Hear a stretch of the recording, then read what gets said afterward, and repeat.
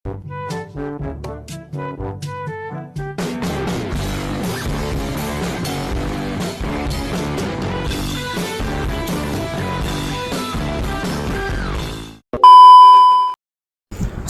warahmatullahi wabarakatuh.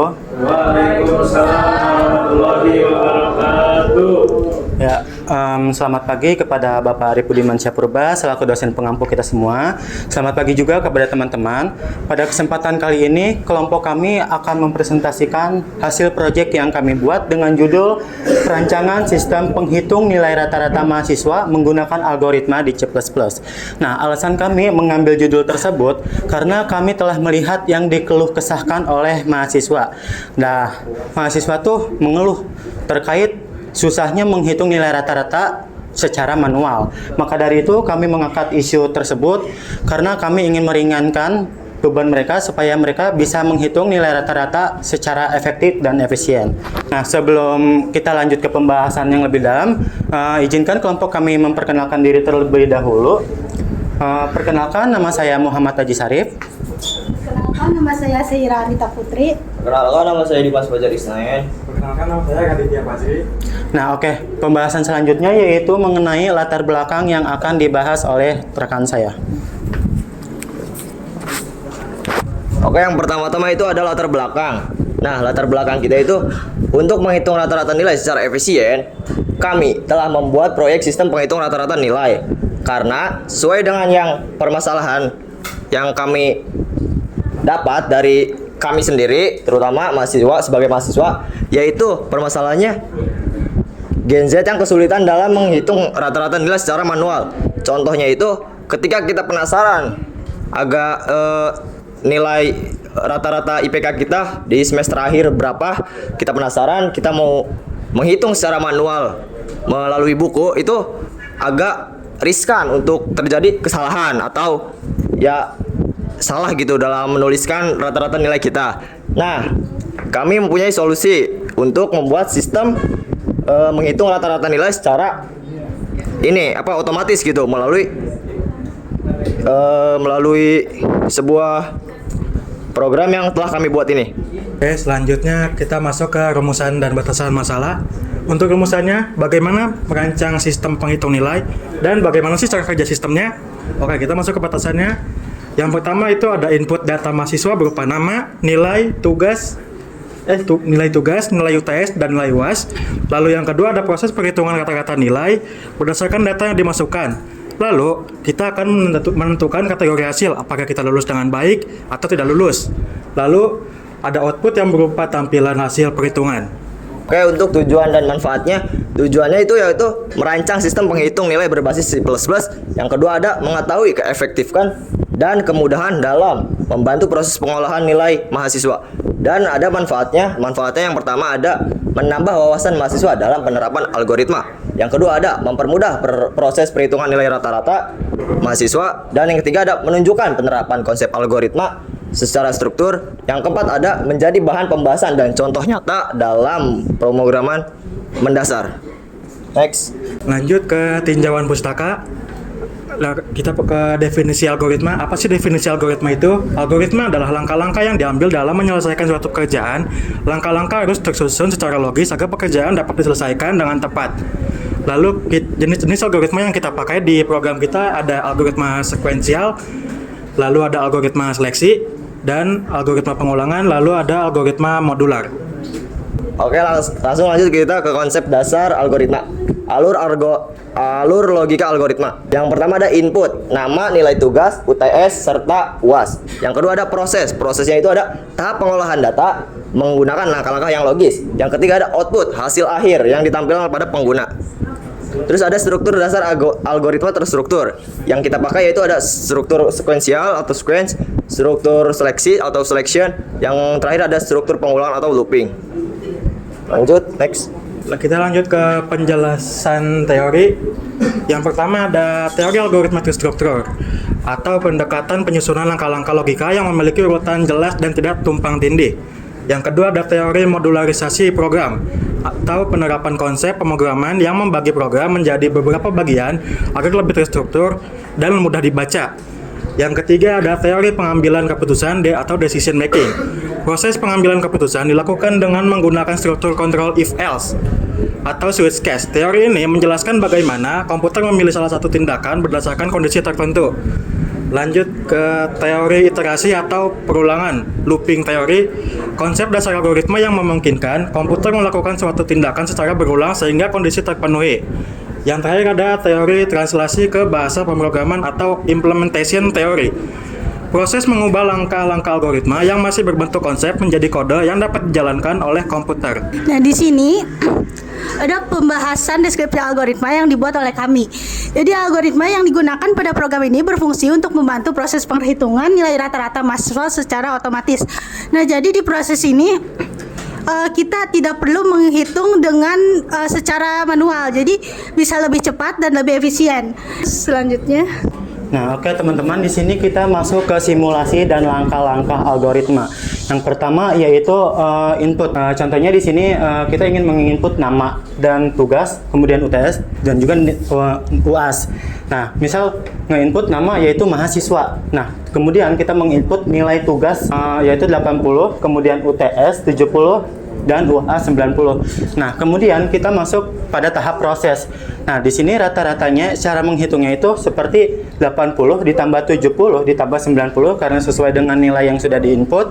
Kemudian dibagi dengan jumlah nilai yang ingin kita rata-ratakan, yaitu sebanyak 3. 80 ditambah 70 ditambah 90 yaitu hasilnya 240. Kemudian dibagi dengan 3, maka rata-rata tersebut sudah keluar yaitu 80. Nah, karena 80 itu lebih dari 80, maka keterangan tersebut adalah lulus dengan baik. Nah, kemudian yang terakhir kita masuk ke tahap output. Nah, outputnya nanti akan berupa misal nama mahasiswa, rata-ratanya 80, keterangannya lulus dengan baik. Oke, next. Di sini kita akan memasuki pada demo program. Yang pertama kita akan membahas flowchart-nya terlebih dahulu. Nah, yang pertama kita mulai dari atas, dari start ini mulai, lalu ke proses deklarasi nama, tugas, UTS, UAS, rata, dan total rata. Total rata ini ada inisialisasi variabel. Kemudian ada masuk ke input jumlah mahasiswa. Input jumlah mahasiswa kita masukkan. Kemudian lanjut ke for. For ini perulangan. Terus lanjut ke input data. Dari for ke input data ini dimasukkan nama, tugas, UTS, dan UAS. Kemudian langsung ke hitung rata-rata. Hitung rata-rata dari yang tugas, UTS, dan UAS tadi dibagi 3. Kemudian langsung ke tampilkan hasil individunya. Individu dari mahasiswa yang diinput tadi. Nah, oke. Dari proses tersebut, maka kita akan mengeluarkan outputnya teman-teman. Jadi di sini jika nilainya itu lebih dari 80, maka output yang dihasilkan akan lulus dengan baik. Nah, jika nilainya lebih dari 60, maka output yang ditampilkan itu hanyalah lulus. Nah, jika tidak keduanya, maka dianggap tidak lulus. Nah, kemudian setelah itu kita buat output garis pemisah supaya tampilannya lebih rapi. Nah, di sini kita looping kembali jika itu tidak belum mencapai jumlah mahasiswa yang diinginkan. Nah, setelah mencapai jumlah mahasiswa yang diinginkan, kemudian di sini akan mengeluarkan output rata-rata keseluruhan dari data mahasiswa yang kita hitung. Nah, kemudian flowchart itu bakalan selesai. Oke, kita langsung masuk ke programnya. Di sini kita memakai tipe data integer, string, dan float. Integer itu untuk jumlah mahasiswa, string untuk nama, float untuk tugas, UTS, UAS, rata-rata, dan total rata-rata dari keseluruhan mahasiswa. Kita masukkan jumlah mahasiswanya, contoh 2.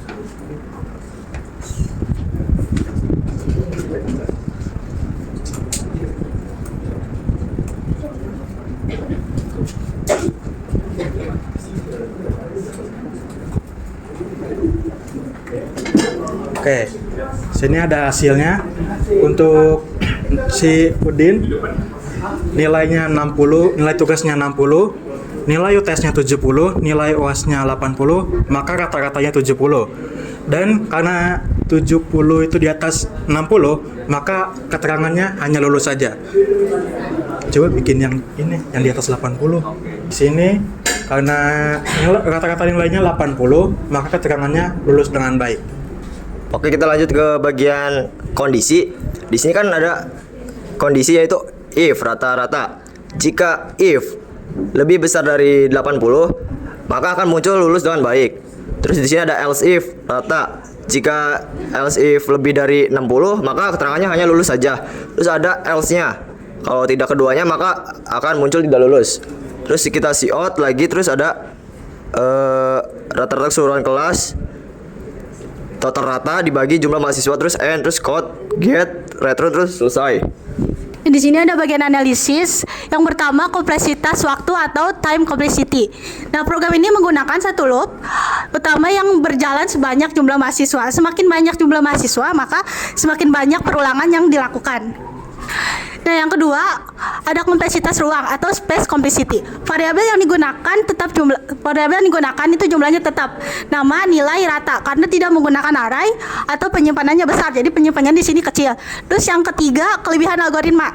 Kelebihan algoritma yang pertama, sederhana dan mudah dipahami, bahkan untuk pemula. Nah, yang kedua ada proses cepat karena hanya satu loop.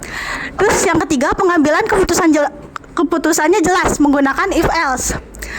Yang keempat, output langsung ditampilkan per mahasiswa. Nah, selanjutnya masih di analisis ya teman-teman. Kita masuk ke kekurangan. Setelah kelebihan kita pasti mempunyai kekurangan. Nah, di sini kita kekurangannya yaitu tidak menyimpan data seluruh mahasiswa, hanya memproses satu persatu saja. Jadi kita tuh nggak menyimpan seluruh data mahasiswa, namun kita tuh menghitungnya satu persatu gitu. Nah, kemudian yang kedua itu input nama menggunakan sin nama. Nah, sehingga tidak bisa nama yang pakai spasi. Selanjutnya yaitu program berhenti saat input salah, tidak ada validasi. Jadi saat kita menginputnya itu salah ataupun tidak ada validasinya, itu programnya akan berhenti. Nah, kemudian kita masuk ke perbandingan dengan algoritma lain.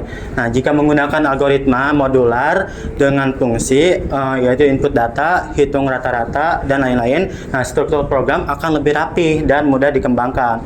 Namun, untuk saat ini kami membuat program sederhana, yaitu algoritma sekuensial ditambah seleksi plus perulangan sudah cukup efisien menurut kami. Karena sekali lagi kami membuat sistem sederhana ya teman-teman.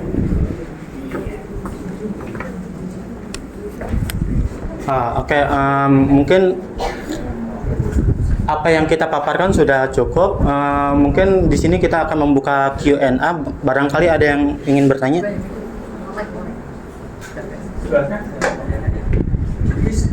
Ya.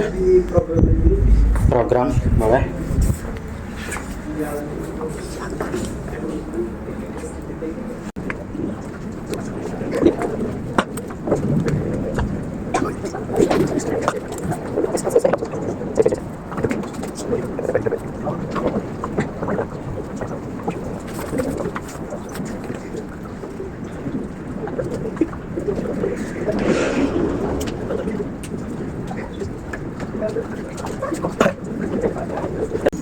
Ini Jis, sebelumnya perkenalkan nama saya Muhammad Fauzan. Ini saya mau nanya, misalkan ada mahasiswa nih, kita ngikut mahasiswa terus nilainya tuh bisa dinyatakan tidak lulus, otomatis kan itu udah ke data. Nah, kira-kira di sini ada sistem ini nggak sih, apa namanya, update gitu, misalkan siswanya ini udah ngerjain remedial biar supaya nilai dia tuh memenuhi kriteria lulus gitu, ada nggak sih kayak gitu? Izin menjawab ya.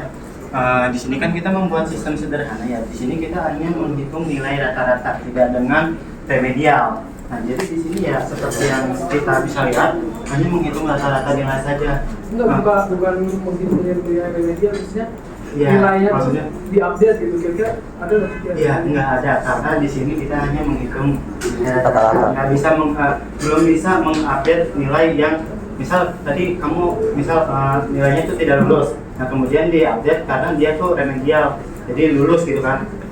Itu bukan? Kan sih lebih ke apa? Dia nginput nilai lagi gitu, bisa kira-kira apa namanya, update nilai terakhir dia gitu. Dari misalkan dari kriteria tidak lulus, terus remedial, terus nilai dia memenuhi gitu. Belum bisa, karena di sini memang cuma menghitung nilai rata-rata. Gimana? Ada yang kurang jelas?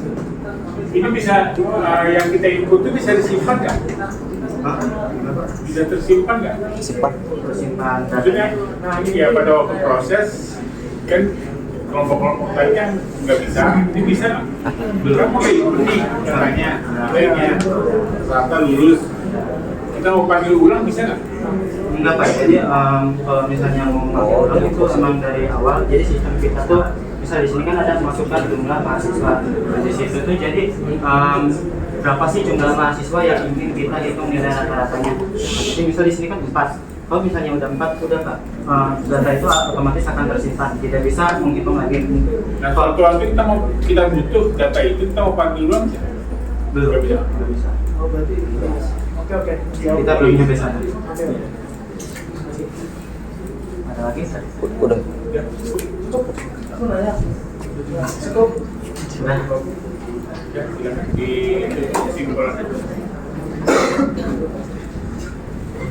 Jadi kesimpulannya, algoritma ini sangat membantu dalam menghitung nilai rata-rata mahasiswa dengan cepat dan efisien. Nah, selain mempermudah pekerjaan, algoritma ini juga memberi gambaran bagaimana sebuah logika bisa diterjemahkan ke dalam program yang nyata. Nah, jadi program ini juga bukan hanya berguna untuk tugas, tapi juga untuk belajar cara berpikir secara terstruktur. Nah, oke, berangkat dari simpulan, izinkan saya untuk memberikan saran ya teman-teman. Jadi menurut kami, sistem ini masih dapat dikembangkan lebih lanjut seperti yang tadi disarankan oleh Fauzan, yaitu jadi nanti mungkin kami dapat mengembangkan sistem ini agar dapat menginput kembali ya. Kalau misalnya kita pengen update gitu ya. Ya, nah mungkin bisa dikembangkan lebih lanjut seperti itu dengan menambahkan fitur penyimpinan data dan validasi input agar terhindar dari kesalahan pengisian juga ya. Mungkin cukup sekian dari kelompok kami. Mohon maaf bila masih banyak kekurangan karena kami masih tahap proses pembelajaran juga ya teman-teman. Kami tutup dengan wabillahi taufiq wal hidayah. Wassalamualaikum warahmatullahi wabarakatuh.